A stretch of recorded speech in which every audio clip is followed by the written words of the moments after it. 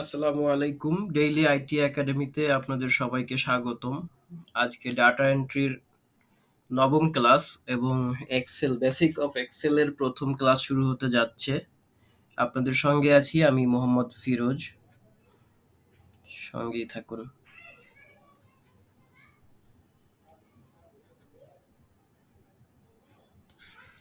যে আপনারা সবাই আমার স্ক্রিন দেখতে পাচ্ছেন নিশ্চয়ই।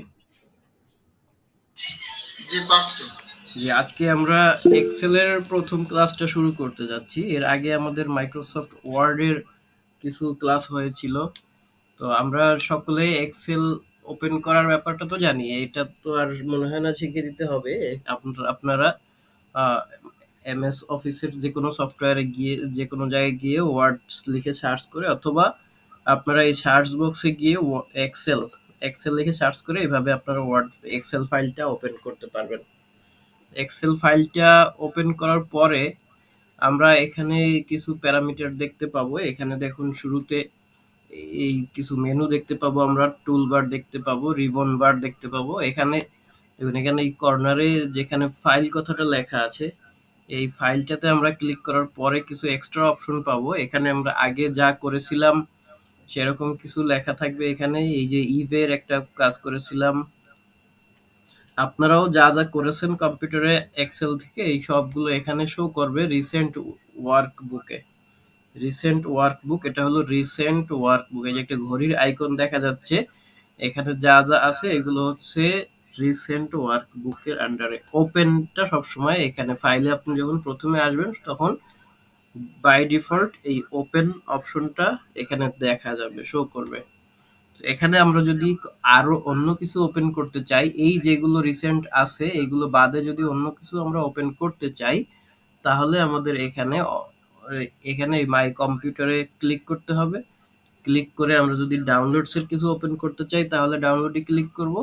আমরা চাচ্ছি যে আমরা ব্রাউজ থেকে অন্য কোনো কিছু আমরা এখানে ওপেন করব। দেখুন, আমার কম্পিউটারে যেসব জায়গায় স্টোরেজ আছে সব জায়গাগুলো এখানে শো করছে। আমি যেখান থেকে খুশি সেখান থেকে ইনফরমেশন নিয়ে আসতে পারবো। এই যেটা ধরে যদি এভাবে নিয়ে যাই, উপরে ডেস্কটপ আছে, গ্যালারি আছে, এখানে সব কিছু যা যা আছে সব যে কোনো জায়গা থেকে নিয়ে আসতে পারবো। দিস পিসিতে ক্লিক করলে আমার সবগুলো ড্রাইভ থেকে আমি ইনফরমেশন নিয়ে আসতে পারবো। এখানে যদি এক্সেল এর কোনো শিট থেকে থাকে সেইগুলো আমরা নিয়ে আসবো এখান থেকে।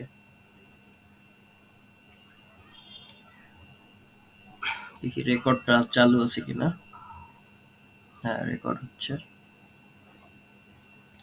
আচ্ছা, এরপরে আমরা কি করব, এই ফাইল মেনুতে দেখুন প্রথমে আছে ইনফো।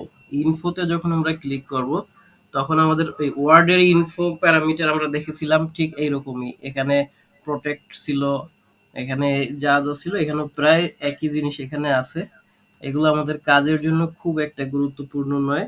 এরপরে দেখুন নিউ, এই যে নিউতে যখন আমরা ক্লিক করব, নিউতে ক্লিক করলে কন্ট্রোল এন ক্লিক করলে অথবা এখানে নিউ ফাইল থেকে নিউতে ক্লিক করলে আমি নতুন একটা এক্সেলের শিট ওপেন করার অপশন এখান থেকে আমি পাবো। এখানে এখানে কিছু টেমপ্লেট বাই ডিফল্ট তৈরি করে দেওয়া আছে, দেওয়া থাকে এরকম। আমরা যদি একটা ব্ল্যাঙ্ক ওয়ার্কশিট নিতে চাই সেক্ষেত্রে আমরা এই যে ব্ল্যাঙ্ক ওয়ার্কশিটে ক্লিক করব। আর যদি এখানে কিছু টিপস অ্যান্ড ট্রিক্স যদি চাই, আমরা এরকম একটা কিছু তৈরি করা থাকবে, সেক্ষেত্রে আমরা এগুলো ইউজ করতে পারি। এখানে যত কিছু ফর্মুলা টুলবার লাগলে এইটা, পিভট টেবিল টিউটোরিয়াল যেটা টুল আছে এগুলো এখান থেকে আমরা ইচ্ছা মতো নিতে পারবো। তো আমরা আজকে একটা ব্ল্যাঙ্ক ওয়ার্কশিট নিলাম। এই যে একটা ব্ল্যাঙ্ক ওয়ার্কশিট আমার এখানে ওপেন হয়ে গেল। অর্থাৎ টোটাল আমাদের এখানে যতগুলো ঘর দেখা শো করছে সবগুলো হচ্ছে ওয়ার্কশিট, একটা ওয়ার্কশিট সবগুলো মিলে। এখন আমরা দেখি ফাইল মেনুতে আরো কি কি অপশন আছে। এখানে নিউ তো বুঝলাম, ওপেন দেখিয়েছি। এরপর দেখুন সেভ। এই সেভে আমরা যখন ক্লিক করব সেভ করার অপশন আসবে। এটা ওয়ার্ড ফাইলে যেরকম দেখিয়েছিলাম এখানেও ঠিক একই রকম। আমরা এটাকে ডেস্কটপে যদি সেভ করি, ডেস্কটপে ক্লিক করব, এখানে আছে ওয়ার্কবুক টু। এটা ওয়ার্কবুক ওয়ান নামে আগে একটা সেভ করা ছিল, এজন্য এটা ওয়ার্কবুক টু আকারে সেভ করতে যাচ্ছে। তো আমরা এখানে আজকের তারিখটা দিয়ে একটা ফাইল সেভ করি। আজকের তারিখ হলো 15/11/2024। এইটা দিয়ে আমরা একটা ডেস্কটপে একটা ফাইল ক্রিয়েট করে ফেললাম। এভাবে আমরা ডেস্কটপে ফাইলগুলো ক্রিয়েট করতে পারি। এবার দেখুন সেভ অ্যাজ এর কাজটা কি হবে, অনেকে নতুন এসেছেন, আমি আবার রিপিট করছি, সেটা হচ্ছে আমাদের এক জায়গায় যদি সেভ করা থাকে ডকুমেন্ট, আমরা যদি আবার অন্য কোনো জায়গায় সেভ করতে যাই সেক্ষেত্রে এই সেভ অ্যাজ মেনুটা ব্যবহার করতে পারি। দেখুন এখানে আমি যদি সেভ দিই এরকম একটা অপশন আসবে যে অলরেডি এক্সিস্ট, হ্যাঁ এই ফাইলটা আমার ডেস্কটপে অলরেডি আছে, আমি যদি এটা রিপ্লেস করতে চাই তাহলে ইয়েস দিব। অর্থাৎ মনে করেন আমি কোনো কিছু অ্যাড করে এখান থেকে আহ, আবার রিপ্লেস করতে চাচ্ছি, সেক্ষেত্রে আমরা এটা করতে পারবো। এবার দেখুন প্রিন্ট অপশন আছে, প্রিন্ট অপশনে যদি আমরা দেই দেখুন কি আসবে, এখানে কোনো কিছুই নেই, এজন্য এটা কি হচ্ছে, we didn't find anything to print, আমরা এখানে প্রিন্ট করার জন্য কোনো কিছুই দেখতে পাচ্ছি না। তো যখন কিছুই দেখতে পাচ্ছি না আমরা কিছু দেখিয়ে দিই। এই দেখুন আমরা যখন প্রিন্ট দিলাম তখন এইখানে একটা দাগ এসেছে, এই দেখেন এই যে দাগটা, এই দেখুন মাঝখানে একটা দাগ তৈরি হয়েছে, সেটা হলো ড্যাশ চিহ্নের মতো একটা লম্বা দাগ তৈরি হয়েছে। অর্থাৎ এটার মানে হইলো যে আমি যেভাবে প্রিন্ট করব তাতে এক পেজে এই দাগ পর্যন্তই ছাপা হবে, এই শুরু থেকে এই পর্যন্তই প্রিন্ট হবে, এর বাইরেরটা দ্বিতীয় পেজে যাবে। তো এটা আমরা অন্য এক ক্লাসে আলোচনা করব লেআউটে, পেজ লেআউটে, এখানে এর বিস্তার বিস্তর আলোচনা থাকবে।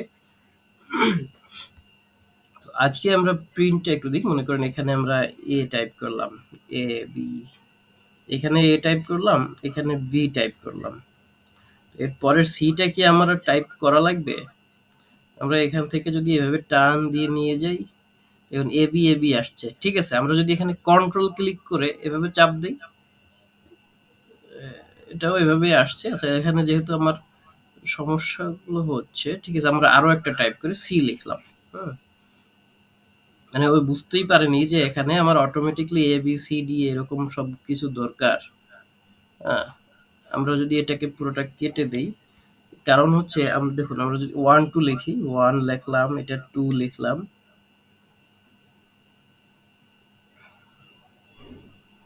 এই যে অটোমেটিকলি আমার থ্রি ফোর ফাইভ সিক্স এগুলো চলে আসছে, এবিসিডি এগুলো আসার কথা। যাই হোক আমরা হয়তো ওখানে একটু স্পেস দিয়েছিলাম, কোনো কারণে আসেনি। এইভাবে আমাদের ওয়ান থেকে এরকম আমরা 14 পর্যন্ত নিয়ে নিলাম। মনে করেন আমাদের এই সেম জিনিসগুলো এইদিকেও দরকার, এভাবে আমরা টান দিলাম, আমরা শুধু এক লেখা আছে যেহেতু এখানে, এখানে আমরা দুই লিখে দিলাম, দুই লিখে আমরা কি করলাম এই দুটো সিলেক্ট করলাম, সিলেক্ট করে এই যে 3 4 5 6 এইভাবে আমরা দিলে অটোমেটিকলি এটা চলে আসছে। তো আমরা এবার যেটা করব, এটা মনে করেন আমাদের পুরোটা সিলেক্ট থাকলো, সিলেক্ট রেখে আমরা এখানে একটা ক্লিক করে এ পর্যন্ত যদি টেনে নিয়ে আসি,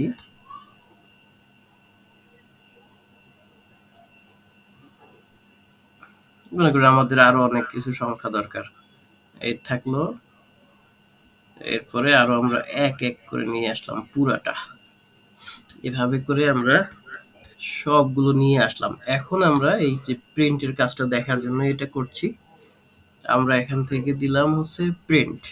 দেখুন তো প্রিন্টের যখন আমাদের আসছে, আমাদের কিন্তু শুধু এই লেখাগুলো এসেছে, আশেপাশের বক্সগুলো আমাদের আসে নাই। এটা আমরা প্রিন্ট করার সময় সেট আপ করে দিতে পারি যে আমাদের কি কি প্রিন্ট হবে। এখানে প্রিন্টের মধ্যে অপশন পাবো আমরা, এই যে print active sheet, print work area, print selection, only selection, এরকম কিছু অপশন পাবো। আমরা কতটুকু প্রিন্ট করতে চাই সেটুকু আমরা অপশন পাবো। আর যদি আমরা এখানে মার্জিনটা ওইভাবে প্রিন্ট করতে চাই যে এটা একটা বক্স আকারে আসবে, সেগুলো আমরা লেআউটের ক্লাসে আমরা ওটা দেখতে পাবো। এবার দেখুন আছে শেয়ার, এই শেয়ার ব্যাপারটা হচ্ছে এখানে ক্লাউডে, ক্লাউডে অর্থাৎ মাইক্রোসফট ক্লাউড যেটা আছে ভার্সন, ওইখানে সেভ করা যায়, অর্থাৎ এক্ষেত্রে আমাদের অনলাইন একটা ভার্সন ইউজ করতে হবে। তারপরে দেখুন এক্সপোর্ট, এই এক্সপোর্টে যখন ক্লিক করব তখন আমরা এই শিটটাকে পিডিএফ অথবা এক্সপিএস ফাইলে সেভ করতে পারবো। এই যে এখানে যখন আমি ক্লিক করলাম পিডিএফ এর একটা অপশন আসলো, অথবা এক্সপিএস ডকুমেন্টের একটা অপশন আসলো। আমরা পিডিএফ এ যদি সেভ করতে চাই তখন আমরা এই যে পাবলিশ ক্লিক করব, এই ফাইলটা পিডিএফ হয়ে গেছে। অটোমেটিকলি এটা কি হয়ে গেল, এটা একটা পিডিএফ ফাইলে পরিণত হয়ে গেল। এই যে এই ছিল আমাদের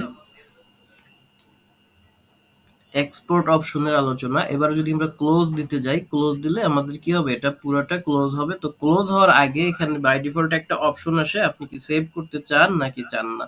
আমি যদি ইয়েস দিই সেভ হবে, ইয়েস না দিলে সেভ হবে না। এই যে এটা চলে গেল সেভ হয়ে। তো তারপরে দেখুন এটা কোথায় থাকলো, আমরা সেভ করেছিলাম কোথায়, সেই জায়গা থেকে আমরা তাহলে এখন বের করি।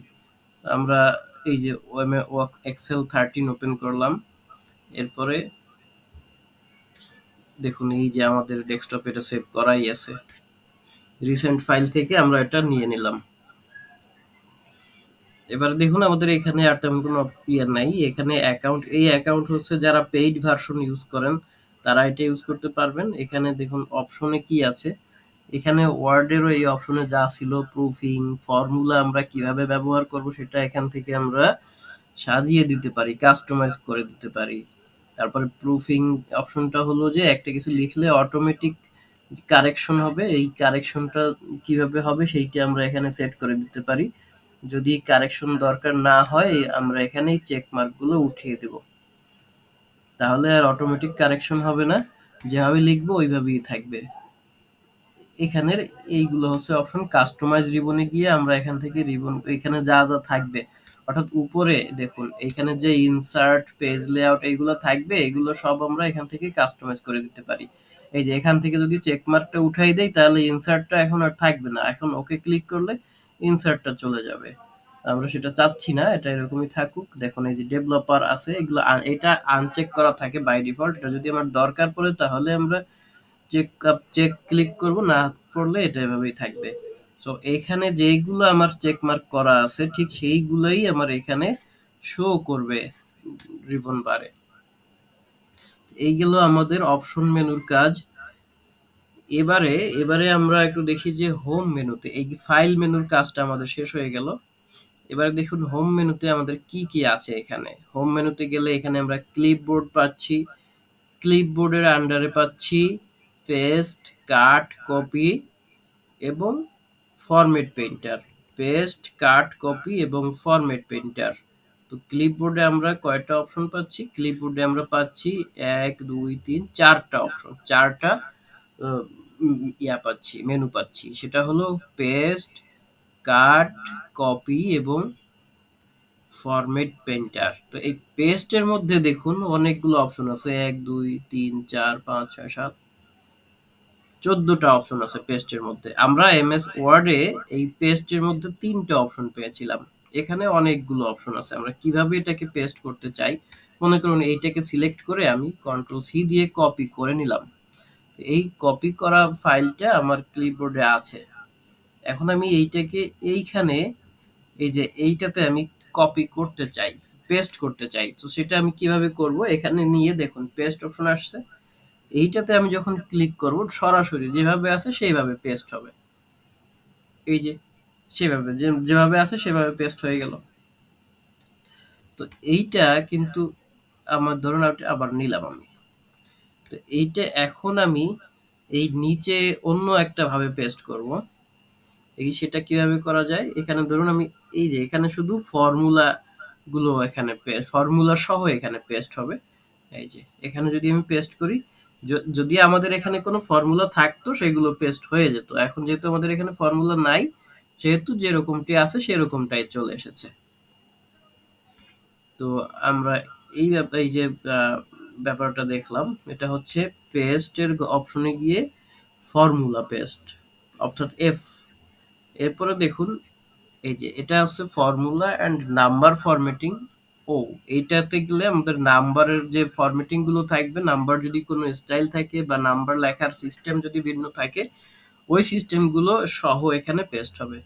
এবার দেখুন কিপ সোর্স ফরম্যাটিং কে, অর্থাৎ সোর্স ফরম্যাটিং আমি এটা থেকে নিয়ে এসেছি তার একটা লিঙ্ক আপ যদি এখানে করা থাকে, সেগুলো এটাতে ক্লিক করলে পেস্ট হবে।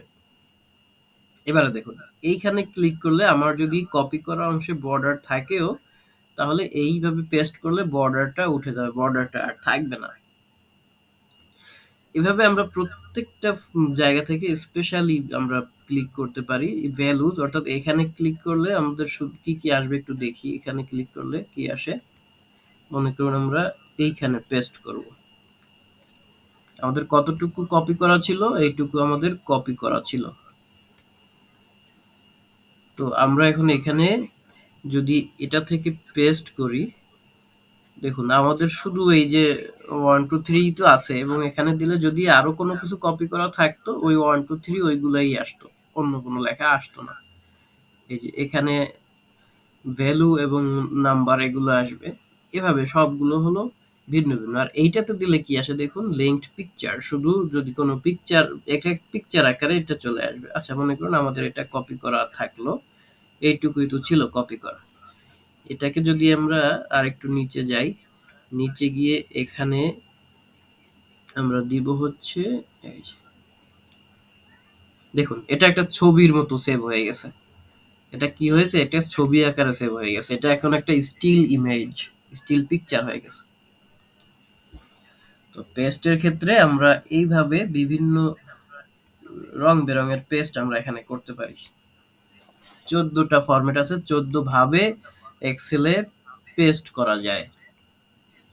এক্সেলে কয়ভাবে পেস্ট করা যায়, 14 ভাবে, 1 2 3 4, 14টা। ঠিক আছে।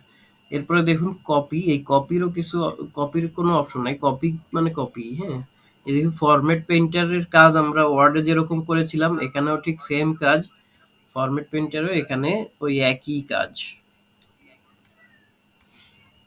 এই গেল আমাদের ক্লিপবোর্ড অপশনের কাজ হোম মেনু থেকে। এবারে দেখুন এখানে ফরম্যাট, এখানে ফন্ট নামে একটা অপশন এখানে আছে।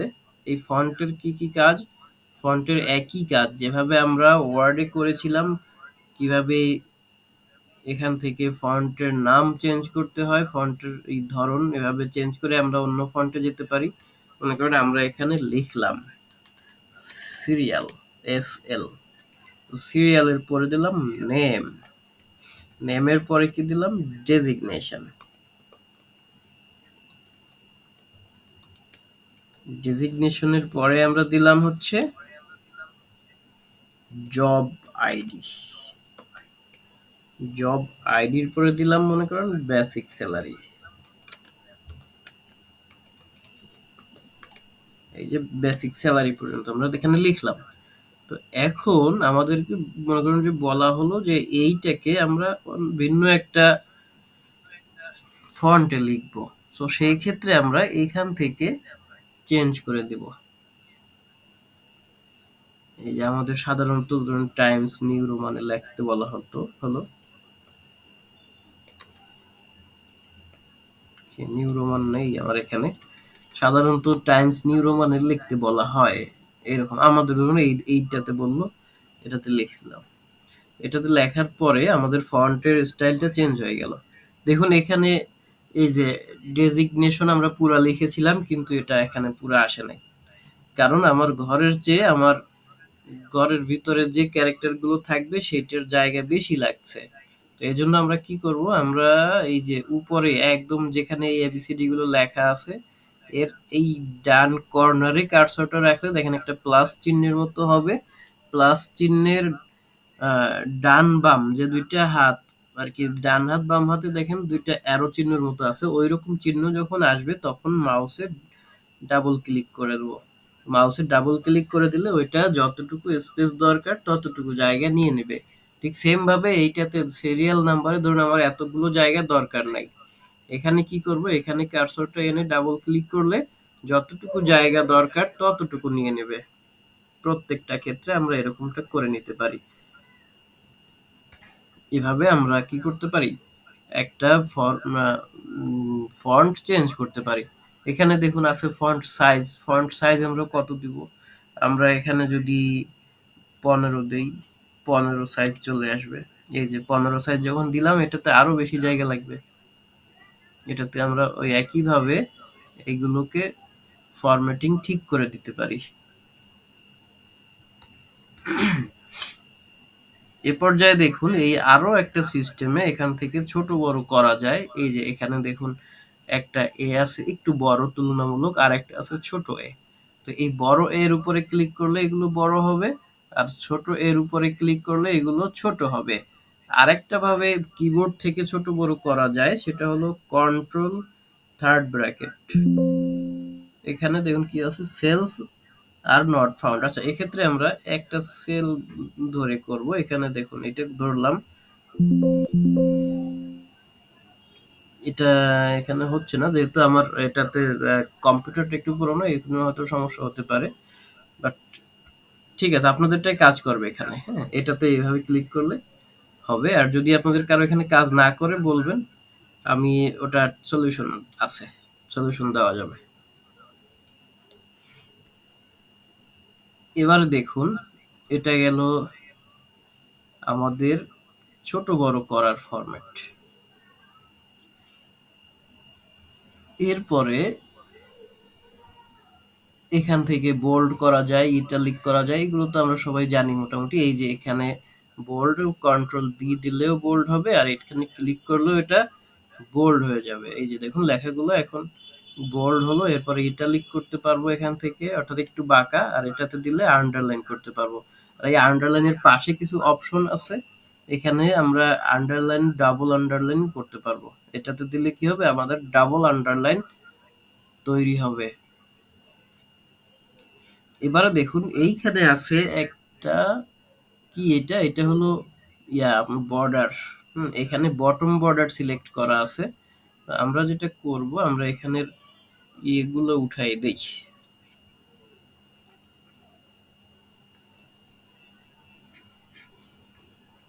আমরা এখানের আন্ডারলাইন গুলো উঠাই দেই।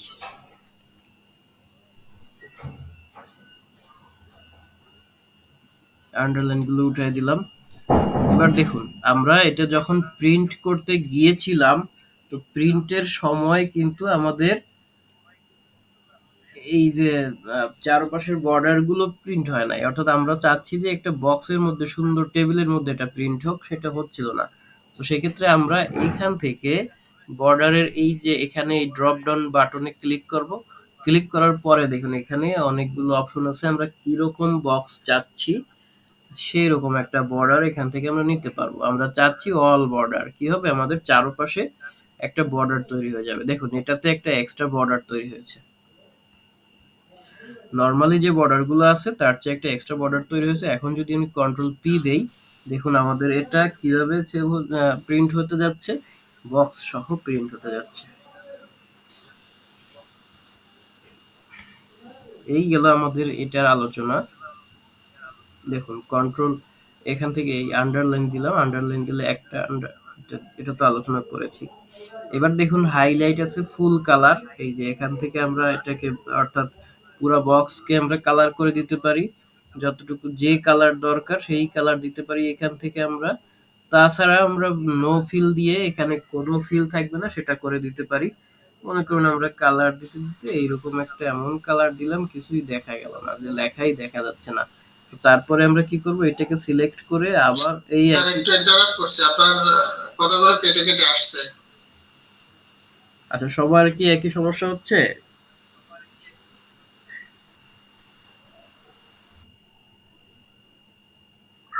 জি ভাইয়া না, শোনা যায়। হচ্ছে না তো সবার। আচ্ছা, যার সমস্যা হচ্ছে আপনি একটু লিভ নিয়ে আবার জয়েন করুন। হ্যাঁ, দু একজনের সমস্যা দেখা দিচ্ছে, একটু লিভ নিয়ে জয়েন করুন, ঠিক হয়ে যাবে আশা করি। আচ্ছা দেখুন, তো এরকম যখন হবে, আমরা যদি কিছু এরকম হয়, আমরা কি করতে পারি, পরবর্তীতে আবার এখান থেকে নো ফিল ক্লিক করে আমরা ফিল গুলো নান করে দিতে পারি। তাহলে আর ফিলটা দেখা যাবে না, এরকম আগের মতো আবার হয়ে যাবে। এইখানে এইখানে আরো কিছু অপশন আছে। দেখুন এখানে মোর কালারে গিয়ে আমরা অনেক কালার দিতে পারি। এখানে হাজার হাজার কোটি কোটি কালার আছে। এখানে হলো স্ট্যান্ডার্ড কালার, আবার এখানে কাস্টম কালারে গিয়ে আমরা এখান থেকে ইচ্ছা মতো কালার কম্বিনেশন ক্রিয়েট করে আমরা কালার এখান থেকে তৈরি করে দিতে পারি। ঠিক আছে, আমাদের রেড কতটুকু থাকবে, গ্রিন কতটুকু থাকবে, ব্লু কতটুকু থাকবে, তা আমরা এখান থেকে লিখে, হাতে লিখেও একটা সেট করে দিতে পারি। আর জিবি কালার থাকবে নাকি আমাদের এইচএসএল কালার থাকবে, সেগুলো আমরা এখান থেকে সেট করে দিতে পারি।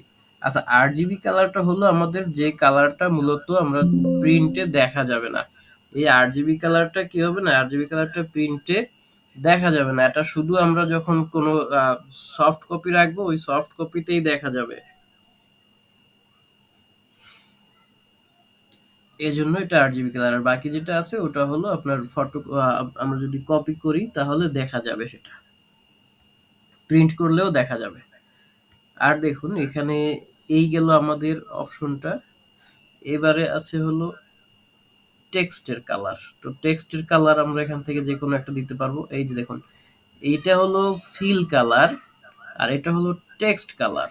এটাতে দিলে আমাদের টেক্সট গুলোর একটা একটা কালার দেখা দিবে। আমরা মনে করুন যে একটা গাঢ় নীল কালারের লেখা নিতে চাই, এটা কিন্তু হালকা নীল। আর এই পাশের এটা হলো গাঢ় নীল, প্রায় কালো কালো দেখা যাচ্ছে। এটা হলো গাঢ় নীল, আমরা এইভাবে গাঢ় নীল নিলাম একটা। এই গেল আমাদের ফন্টের কাজগুলো। এবারে দেখুন এই পাশে আছে হলো অ্যালাইনমেন্ট। এই অ্যালাইনমেন্টটা একটু খেয়াল করবেন। অ্যালাইনমেন্ট আমাদের এমএস ওয়ার্ডে ছিল মাত্র ৩টা, এখানে অনেকগুলো অ্যালাইনমেন্ট আছে। এমএস ওয়ার্ডের জেনারেল যে ব্ল্যাঙ্ক ওয়ার্ক পেজ, ব্ল্যাঙ্ক ডকুমেন্টে ছিল ৩টা, এখানে অনেকগুলো আছে, ৬টা আছে এখানে। তারপরে এখানে গিয়ে আমরা আরো কিছু পাবো। ঠিক আছে, এই পেজ লেআউটে গেলে আমরা এখানে আরো কিছু অ্যালাইনমেন্ট পাবো, সেগুলো আমরা পরে আসছি। আপাতত এই ৩টা দেখুন। এখানে আমরা যদি এটাতে ক্লিক করি তাহলে একরকম ফরম্যাট, যেহেতু এখানে বেশি লেখা নাই তাই যেরকমই দেই একই রকম দেখা যাবে। তো আমরা এই নিচে আরেকটু বেশি করে লিখি। মনে করেন আমাদের এখানে সিরিয়ালটা এরকম আছে, এরকম একটা সিরিয়াল আছে।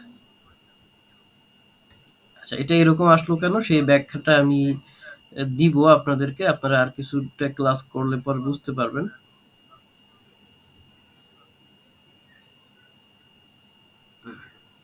আচ্ছা, যেরকম এসেছে আসুক, সমস্যা নেই। আমরা নাম ধরেন লিখলাম,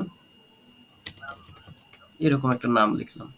নাম লেখার পরে আমরা এটাকে আর একটু বড় বানাই দিলাম। এখন দেখুন, এখন কি বোঝা যায় যে আমাদের ইয়াটা, কেউ হয়তো কথা বলছেন, কি বলছেন বুঝতে পারছি না।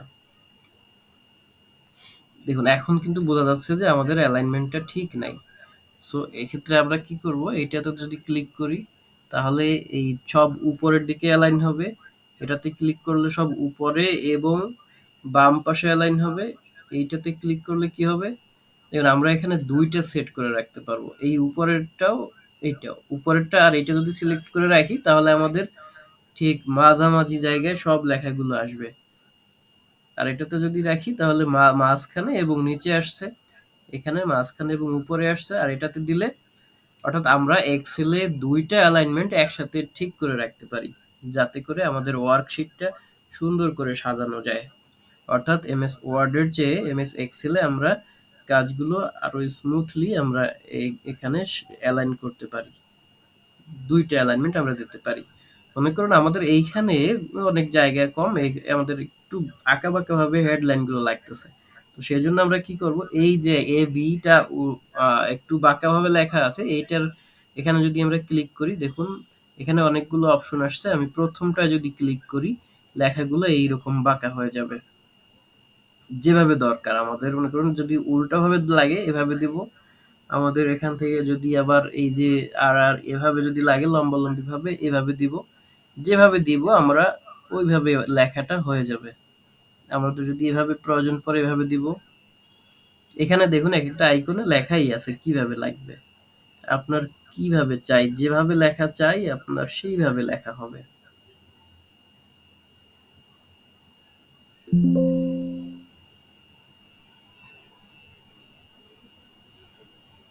তো আমরা আর কোনোভাবেই চাই না, আমরা চাই যে আগের মতোই থাকুক। সেক্ষেত্রে কি করব, ফরম্যাট সেল অ্যালাইনমেন্ট। এখানে দেখুন আমাদের আরো অনেক অপশন পাবো আমরা এখানে অ্যালাইনমেন্ট সেট করার। এই যে টেক্সটের অ্যালাইনমেন্ট পাবো কত, এখানে দেখুন এখানে ঘুরিয়ে আমরা বিভিন্নভাবে লিখতে পারবো। ঠিক আছে, সো আমরা কি করলাম, কন্ট্রোল জেড দিয়ে আমরা আগের পর্যায়ে আসতে পারি। তারপরে দেখুন কি আছে এখানে, আর আছে হলো এটার পরে আছে এই যে একটা অপশন আছে, ঠিক আছে, সেটা হলো ডিক্রিজ ইনক্রিজ। এখানে আমরা এই লেখাগুলোকে এটা এদিকে দিকে আমরা একটু সরাতে পারি। এই যে এটাতে দেওয়ার পরে কি হচ্ছে, ডান দিকে একটু সরে যাচ্ছে। আর এটাতে প্রথমবারে কাজ করে নাই কেন, কারণ হচ্ছে এটা সবচেয়ে বাম দিকেই আছে। বামে যদি আর জায়গা না থাকে সেক্ষেত্রে আর বামে এটা দেওয়া পসিবল না। এই জন্য কি হচ্ছে, এটা সবচেয়ে বামেই এখন আছে, সেজন্য এটাতে আর কাজ হবে না। এরপরে ডানে আসবে। এরপরে ডান দিকে যখন জায়গা শেষ হয়ে যাবে তখন আর ডানেও আসবে না। ডানে যেতেই থাকবে, কারণ আমার ডানে আমার জায়গা বৃদ্ধি করার অপশন আছে। বায়ে যেহেতু জায়গা আর বাড়ানো যাচ্ছে না, তাই আর বায়ে এটা বৃদ্ধি পাচ্ছে না। এই যে সব দিক থেকে এটা বেড়ে গেল। আমরা আবার আগের পর্যায়ে চলে যাচ্ছি, কন্ট্রোল জেড দিলে আগের পর্যায়ে যাওয়া যায়, এটা জানি আমরা। অথবা এইখানে যে আনডু অপশন আছে সেইটাতে দিলেও আমরা আগের পর্যায়ে যেতে পারি। এবারে দেখুন আমাদের এই মার্জ সেল নামে একটা অপশন আছে। মনে করুন আমরা এখানে এইটা কি লিখছি, এটা একটা স্যালারি শিটের মতো হচ্ছে, যদিও পুরোপুরি হচ্ছে না, যেরকম হোক আমরা এটার নাম দিলাম স্যালারি শিট। তো এই স্যালারি শিটটা আমি চাচ্ছি যে পুরাটা জুড়ে, অর্থাৎ এই থেকে এই পর্যন্ত পুরাটা জুড়ে হোক। তো সেটা আমি যদি একটা বক্সের মধ্যে লিখি, এই যে, তাহলে তো এটা একটা ঘরের মধ্যে থাকছে। আমার দরকার পুরোটা ঘরে, এই থেকে এই পর্যন্ত। তো সেক্ষেত্রে আমরা পুরো যতটুকুতে দরকার ততটুকু আগে সিলেক্ট করব। সিলেক্ট করার পরে এখানে আমরা মার্জ অ্যান্ড সেন্টারে ক্লিক করব। তাহলে আমাদের এটা পুরোটা ঘর ইয়ে হয়ে এই পুরোটা একটা ঘরে চলে আসবে। এইগুলো আমাদের মার্জ অ্যান্ড সেন্টারের বিষয়টা। এবারে দেখুন মনে করুন আমাদের একটা বক্সে অনেক কিছু লেখা আছে, ধরুন যে 600, ওটা না, আমাদের গ্রামের নাম লেখা থাকলো, এই যে ঢাকার ঠিকানা লিখে দিলাম, কাঁঠাল বাগান পান্থপথ ঢাকা। এই যে এটা লিখেছি, কিন্তু এটা এক বক্স তো দূরে, আমাদের 3-4টা বক্স আমাদের লেগে যাচ্ছে। এখানে যদি ক্লিক করি তাহলে তো এই বক্সটা আরো এই ডান দিকে অনেক বড় হয়ে যাবে। তো সেই ক্ষেত্রে আমরা কি কাজ করতে পারি, সেক্ষেত্রে আমরা যে কাজটা করব, এইটা সিলেক্ট থাকা অবস্থায় এখানে দেখুন rap text WRAP rap text নামে একটা অপশন আছে, এইটাতে যদি ক্লিক করি তাহলে আমাদের এটা এই বক্সের মধ্যে নিচের দিকে আরো ফাঁকা জায়গা হয়ে নিচে চলে আসছে। এই র্যাপ টেক্সটের কাজ হলো এইটা, আমরা এটা বুঝলাম। এখন দেখুন আমাদের কি হচ্ছে, আমাদের অ্যালাইনমেন্টের অপশন যে কাজগুলো ছিল সবগুলো আমাদের জানা হয়ে গেল। এই ছিল আমাদের অ্যালাইনমেন্টের কাজ। এরপরে দেখুন এইখানে কিছু আছে নাম্বারের কাজ। নাম্বারের পরে এখানে আছে কন্ডিশনাল ফরম্যাটিং। এগুলো আমরা কিছু সূত্র অ্যাপ্লাই করে পরবর্তীতে জানবো। এবারে আমরা এই নাম্বারের কাজটা একটু দেখি। দেখুন এই যে এখানে আমরা ধরুন যে কিছু কথা লিখবো, যেমন লিখলাম ফোন নাম্বার লিখলাম আমাদের 01917097880। হ্যাঁ, কি আসলো, জিরোটা আসছে, জিরোটা আমাদের আসে নাই। তারপরে আরো একটা লিখলাম, এখানে আবার এটা করা আছে না, এটাকে আমরা একটু একটা সুন্দর করে নেই, এগুলো সব ডিলিট করে নতুন করে নেই, তাহলে বুঝাতে সুবিধা হবে। নতুন একটা ফাইল নিয়ে নিই। এই যে এখানে মনে করুন আমি লিখলাম, আমার নাম্বারটা লিখলাম, দেখুন এটা আসলো কি আমাদের এরকম একটা চলে আসলো, আমাদের এটাতে কোনো একটা ডিজিট দেখা যাচ্ছে না। তো পরে আমি আরো লিখলাম, এই যে প্রথমে জিরোটা দেখা যায় না। তো সেই ক্ষেত্রে আমরা যে কাজটা করব, দেখুন এখানে আমাদের যতটুকু দরকার ততটুকু সিলেক্ট করব। অথবা আমরা এই যে উপরে একদম যে ABCD লেখা যে ইয়েটা অপশনটা, এখানে যখন আমরা কার্সরটা নিয়ে আসবো তখন এটা একটা কলমের মতো হয়ে যাবে। ওখানে মাউসে একটা একটা ক্লিক করলে এই পুরাটা আমাদের সিলেক্ট হবে। এই যে এখন আমাদের পুরাটা সিলেক্ট হয়ে গেল।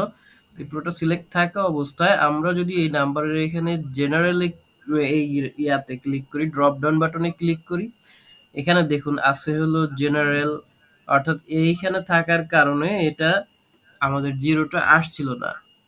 নাম্বার থাকার কারণে এগুলো আসছিল না। এখান থেকে আমরা টেক্সটটা সিলেক্ট করে দেবো। টেক্সটটা সিলেক্ট করলাম।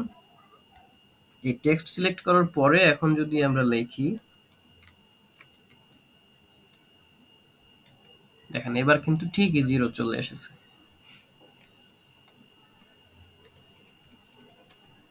এই যে এবার লিখলে আমাদের জিরোটা চলে আসবে, কারণ এটা এখন টেক্সট হিসেবে ধরে নিচ্ছে, যার কারণে এখানে আমাদের কি আসছে, এখানের পুরা নাম্বারগুলো চলে আসছে এভাবে। এই ছিল আমাদের এই ফরম্যাটিং এর কাজগুলো, নাম্বার ফরম্যাটিং। এখান থেকে আমরা যদি এখান থেকে কারেন্সি ফরম্যাটিং দেই তাহলে কারেন্সির মতো লিখতে পারবো। এখান থেকে আমরা যদি ডেট টাইম ফরম্যাটিং দেই তাহলে টাইম ফরম্যাটিং এর মতো লিখতে পারবো। যে যে ফরম্যাটিংটা আসসালামু আলাইকুম স্যার। জি ওয়ালাইকুম আসসালাম। স্যার আরেকটু কাইন্ডলি একটু রিভিউ দিবেন, বিষয়টা ভালো লাগছে। একটু ওই যে জিরো অপশনটা একটু। আচ্ছা, দেখুন আমরা দুই ভাবে সামনের জিরোটাকে ইয়া করে দিতে পারি, ডিসমিস করে দিতে পারি। মনে করুন যে আমরা একটা নাম্বার লিখলাম জিরো, এই যে লিখলাম, আসলো না। তো সেক্ষেত্রে আমরা কি করব, এগুলো আমরা আগে অর্থাৎ নাম্বারগুলো লেখার আগে আমরা এই কাজটা করে নিব। প্রথমে এটাকে সিলেক্ট করব, সিলেক্ট করার পরে জেনারেল থেকে আমরা কি করব, টেক্সট নিয়ে নেব। এই যে টেক্সট জেনারেলে গিয়ে নাম্বারের উপরে যে জেনারেল লেখা আছে এই জেনারেলের ডান পাশে ড্রপ ডাউনে ক্লিক করে টেক্সট নিয়ে নেব। টেক্সট নিয়ে তারপরে এই ঘরটাতে আমরা যাই লিখব, জিরো লিখলে জিরো আসবে, অন্য ঘরগুলো কিন্তু আসবে না, কারণ অন্য ঘরগুলো আমরা ওই ফরম্যাটিংটা করে নেই নাই। এই যে চলে আসলো একইভাবে, এভাবে আমাদের জিরোগুলো চলে আসবে। যাই দেবো জিরো চলে আসবে, যেভাবে দেবো সেইভাবেই থাকবে। আরেকটা সিস্টেম আছে, সেটা যদি আপনাদেরকে একটু দেখাই। মনে করুন আমাদের এই জেনারেলি আছে, আমরা লিখলাম 01917, এইটুকু লেখার পরে আমরা এখানে একটা হাইফেন দিলাম। এই যে এভাবে দিলে আমাদের এটা থাকবে। এটা হচ্ছে একটা ইজি ওয়ে, বাট এটা এই হাইফেন না দিলে আবার কাজ হবে না। এই ছিল আমাদের নাম্বার ফরম্যাটিং এর কাজ।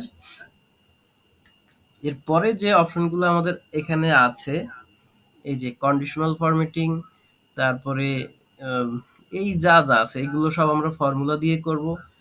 তো আমরা এগুলো পরে আলোচনা করব। এই ছিল আমার মূলত আজকের এক্সেলের বেসিক যে আলোচনাগুলো, প্রথম ক্লাস ছিল আজকে। আমরা পরবর্তীতে আগামীকাল ইনসার্ট নিয়ে আলোচনা করব। এখানে ইনসার্টের এই অপশনগুলো নিয়ে কালকে আলোচনা হবে। সবাই উপস্থিত থাকবেন। এখানে লেআউটের পরের দিনে আলোচনা করব। তো আজকের ক্লাস এ পর্যন্তই। আপনাদের যদি কোনো প্রশ্ন থাকে শর্টকাটে প্রশ্নগুলো করে ফেলুন।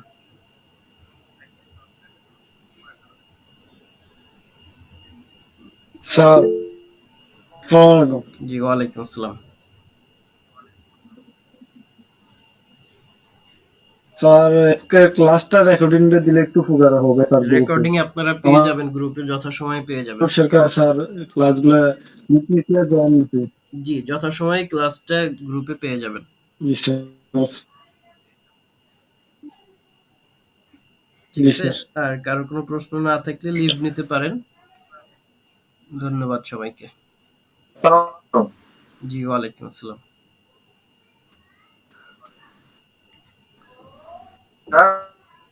আপনার আমরা কি এখন করতে পারবো?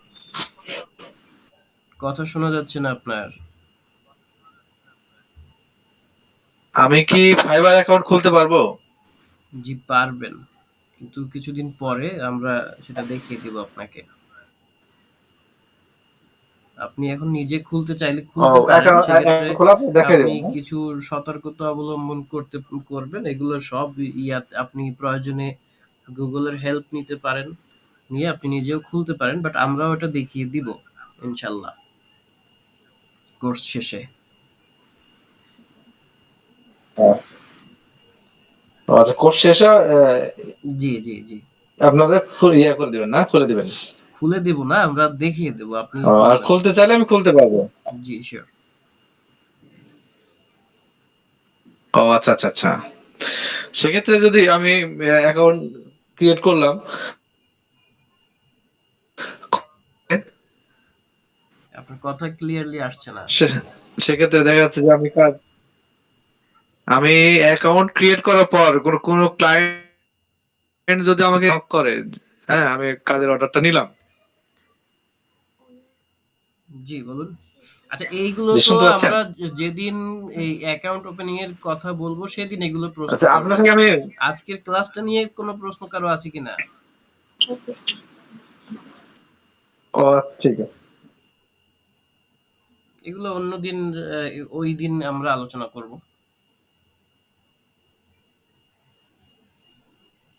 ঠিক আছে, থাকেন তাহলে। আজকে ক্লাস নিয়ে হয়তো বা কারোর কোনো সমস্যা নেই। ঠিক আছে। আসসালামু আলাইকুম। জি, ওয়ালাইকুম আসসালাম। বলুন।